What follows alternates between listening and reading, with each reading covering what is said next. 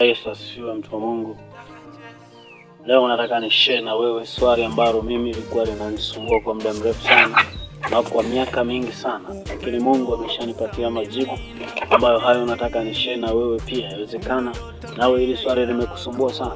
Swali lilikuwa linanisumbua hivi kwamba ni kwa nini watu wanaomcha Mungu, watu ambao wanamwabudu Mungu, maendeleo yao ni magumu sana, mafanikio yao ni kwa nguvu sana. Wanafanikiwa lakini si kwa viwango vikubwa. Asilimia kubwa wanajikuta wanazunguka pale pale, miaka nenda rudi. Kama na kiduka kimoja basi ndo hicho, kama na mfugo basi na nguruwe moja ama na ng'ombe moja basi zinazunguka hapo hapo. Mifugo haiongezeki, mashamba yaongezeki, lakini pia biashara haisongi mbele. Hili swali nilikuwa najiuliza sana, ni kwa nini? Lakini unakuta watu wengine wanafanikiwa vizuri, wanasonga mbele. Kwa nini watu ambao wanajibidisha sana kumtafuta Mungu hawafanikiwi? Jibu nililopewa ni kwamba mwanadamu anayeitwa mwanadamu ana vitu vitatu, ana sehemu kuu tatu katika mwili wake. Sehemu ya kwanza ni roho, sehemu ya pili ni nafsi, sehemu ya tatu ni mwili. Hivi vitu vitatu ndivyo vinamkamilisha mtu anapokuwa kwenye ulimwengu huu wa nyama. Hivyo roho ina chakula chake, nafsi ina chakula chake, mwili una chakula chake. Hivi vyote vinafanya ushirikiano. Sasa nimegundua kwamba wachache unafanikiwa kurisha roho lakini nafsi unasahau. Mwingine anafanikiwa kurisha mwili lakini roho na nafsi amesahau. Hivi vyote vina ufanyaji wa kazi kwa pamoja, zinafanya kazi kwa pamoja, lazima vyote vishibe. Mfano tuchukulie gari unaloliona gari. Ili gari litembee, kuna kitu kinaitwa oili, kuna kitu kinaitwa mafuta, kuna kitu kinaitwa petroli au diesel. Sasa mafuta ndiyo yanayofanya gari litembee. Sasa mafuta naringanisha na Roho Mtakatifu na roho yako. Sasa roho yako ni mafuta katika mwili, lakini pia kuna injini ndiyo kiunganishi cha mafuta na kubadilisha, kupeleka moto ili gari liweze kutembea. Kwa hiyo injini ndio inachakata hivi vitu vyote, inafanya mawasiliano, inapokea mafuta. Yale mafuta yakija, moto unawaka, ule moto inabadilisha mwendo, nabadilisha ile nguvu ya moto kwenda kwenye mwendo, gari linaanza kutembea, matairi yanaanza kuzunguka, yanaanza kutembea. Kwa hiyo gari lile, housing na matairi ni kama mwili wako, lakini nafsi ni kama injini. Kwa hiyo sasa usipoweka mafuta kwenye gari, injini haiwezi kufanya kazi, hivyo matairi haiwezi kutembea. Lakini pia matairi yasipokuwa vizuri, gari lisipokuwa vizuri kwenye housing, hata likiwa na mafuta, hata injini kawa nzima, haiwezi kutembea.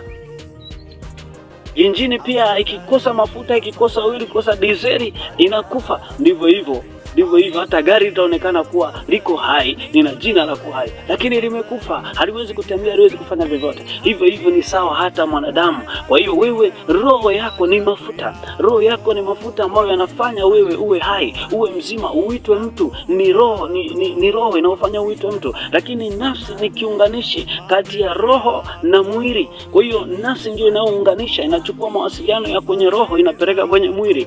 Lakini pia mwili ni mtendaji, anachukua yale maelekezo, anaanza kuyafanyia kazi. Kwa hiyo hivi vyote vina chakula chake. Sasa hicho chakula chake, chakula cha roho, chakula cha nafsi, chakula cha mwili, ili vilishe kwa usawa na ili upate mafanikio sahihi. Maana Mungu anasema watu wangu wanaangamia kukosa maarifa. Hayo maarifa sasa yapo kwenye kitabu kinaitwa Lisha Mtu Kamili. Hiki kitabu ni kizuri sana, kitakusaidia kujibu hayo maswali.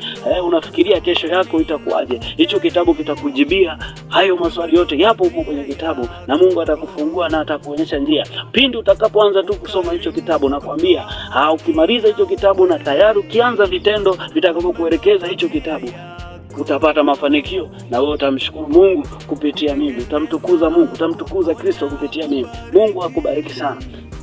Lakini kwa watumishi wa Mungu, utakapohitaji aidha nifundishe kitabu kwa watu wako, sababu waumini wako ili wawe na mafanikio ndio mafanikio na wewe. Kwa hiyo hichi kitabu naweza kuja kukifundisha, inaweza kawa kwa siku moja nikawapa maelekezo, lakini watumishi wako, watoto wako wakachukua kitabu kikawasaidia maisha yote, lakini na kanisa pia likawa linakuwa kwa viwango vya ajabu. Naweza kufundisha hichi kitabu iwe kwa wiki nzima. Ukitaka nifundishe somo la wiki nzima inawezekana, lakini ukitaka nije nifundishe kwa siku moja kwa ufupi tu, kwa maelekezo jinsi ya kukitumia, waumini wako watakuwa kwa viwango, hata wewe mwenyewe utakuwa kwa viwango.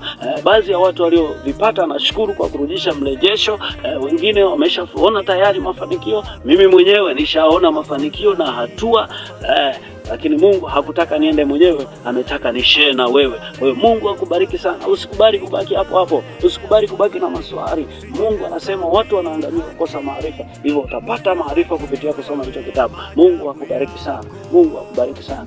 Mungu akubariki sana. Neno la Mungu linasema, mpenzi, naomba ufanikiwe katika mambo yote kama roho yako ifanikiwavyo. Kwa hiyo Mungu anataka ufanikiwe kama rohoni unavyofanikiwa, ndivyo na mwilini ufanikiwe. Kwa hiyo usisahau, unapoomba Mungu nalisha roho, lakini nafsi yako na chakula chake, mwili na chakula chake, ili ufanikiwe. Mungu akubariki sana, uwe na siku njema. Naitwa Damas Mwaipaja, lakini nitafute kwa namba. Kitabu utakipata ukitaka soft copy, lakini ukitaka pia hard copy na kutumia popote. Ukitaka kitabu kifikie popote, kinakufikia popote ulipo, kitabu kinatumwa. Kwa hiyo usihofu, mtumishi wa Mungu. Mungu akubariki sana. Naitwa Damas Mwaipaja, lakini namba yangu ya simu nitafuta 0765708729, 0765708729. Nitafute WhatsApp,